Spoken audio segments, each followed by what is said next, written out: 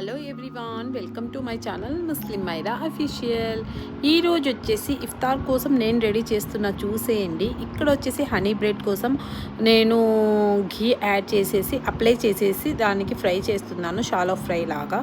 తర్వాత ఇక్కడ పొంగనాల కోసం బ్యాటర్ మిక్స్ చేసేసాను.